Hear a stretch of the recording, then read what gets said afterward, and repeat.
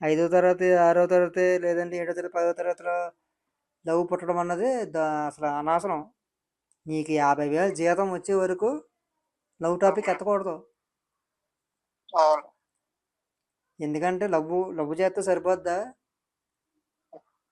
పెళ్లి చేసుకోవాలి కదా. పెళ్లి చేసుకోవాలంటే పోషించాలి కదా. ఇవన్నీ ఉంటాయి. ఈ నిబ్బాగాడికి ముందు అవి చెప్పాలి.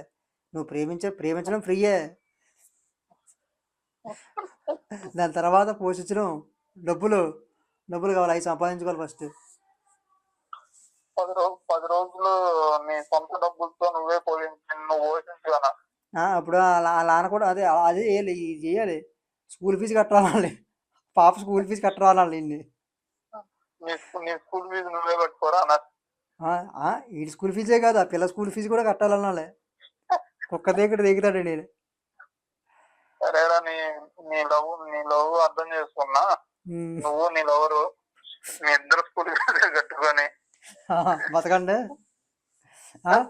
అలా అంటే ఇంకెళ్ళ స్కూల్ ఎక్కడ తిప్పుతారు. ఇంకా మెట్రో స్టేషన్ల దగ్గర, పార్కుల్లోని, తుప్పల్లోని ఎక్కడెక్కడ తిరుగుతారు. ఇంకా మళ్ళీ మనమే ఎత్తుకురావాలి. ఇంకెళ్ళి దొరకరు మనకి. ఇంక భోజనం కోసం ఏ గుళ్ళు దగ్గరికి పోతారు, అన్నదానం దగ్గరికి.